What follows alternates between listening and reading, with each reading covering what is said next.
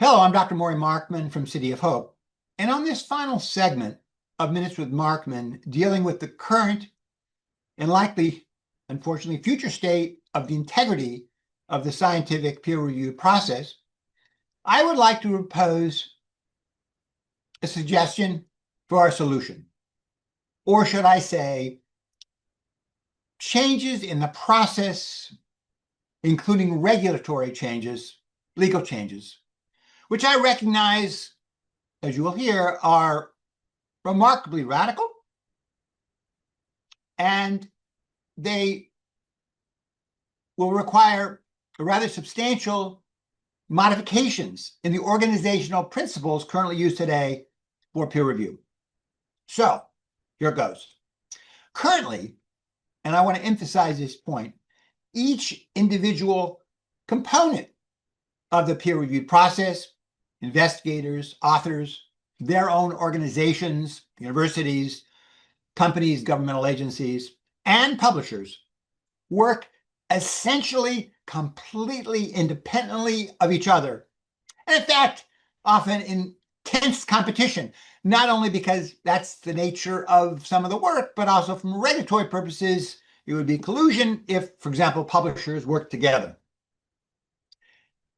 Plus, and this is a critical point, if a problem arises with a publication, there's a claim of it being fraudulent, plagiarized.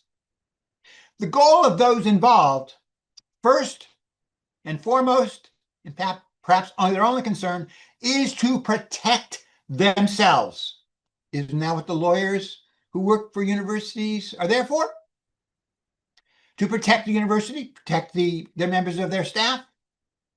And they will do anything possible legally to make sure that protection occurs, and also to prevent damage to their own reputations. All of this is understandable because that's the system. However, under this arrangement, which has worked well for a long period of time, or let's put it this way, it hasn't been the crisis it is today, I would argue it is difficult, if not impossible, to imagine a future trajectory of a bad situation doing anything but becoming much worse.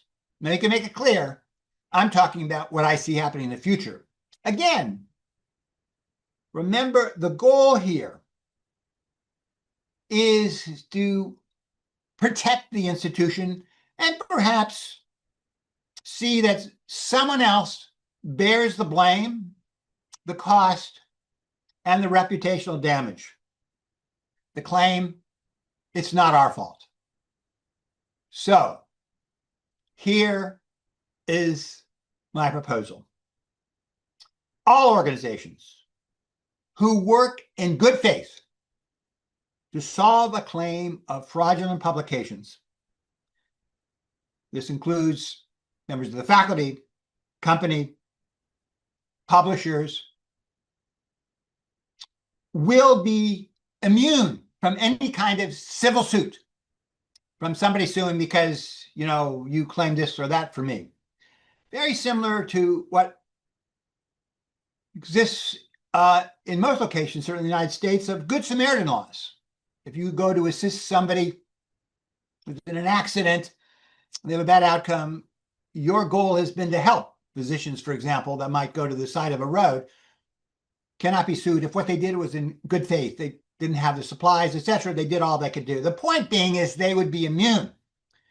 They would not have to protect themselves from those suits. This would be very important in terms of anyone saying we are going to work together to solve the problem. Second, all legitimate publishers in the scientific space will agree, you might say, to conform a consortium to work together to employ state-of-the-art tools to search for fraudulent materials. They'll all work together. They'll all use the best they have. And if such material is discovered, and this, I want to emphasize, this will not be just a paper will be withdrawn. But all of the authors on that paper will be denied the opportunity to publish in any of these journals for a period to be negotiated, but I would argue it could be from 3, 5, or possibly even 10 years. So all of the authors would have a major reason to make sure that their name's on a paper. This has been vetted clearly. Next, investigators at an institution, a university, that does not work actively.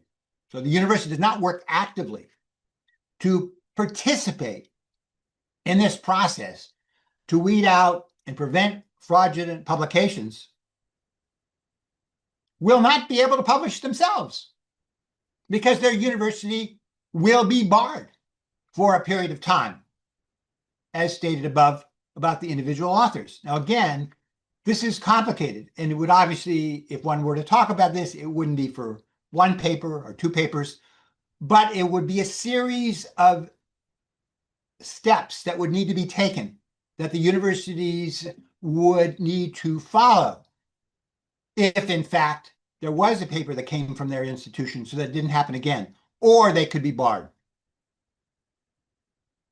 Finally, if a publisher refuses to participate in this process and not be part of this consortium, not work to weed out these types of publications, they would be officially recognized as being predatory or any other form, title you want to give them, to be understood that that publication would simply not be within the sphere of legitimate science.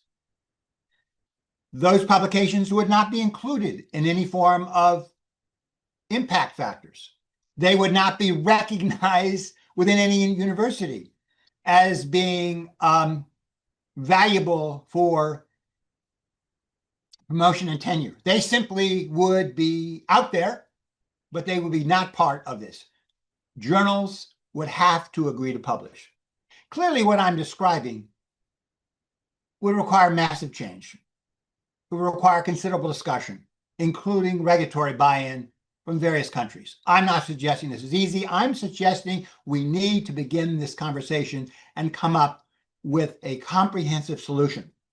The stakes, in my opinion, are incredibly high.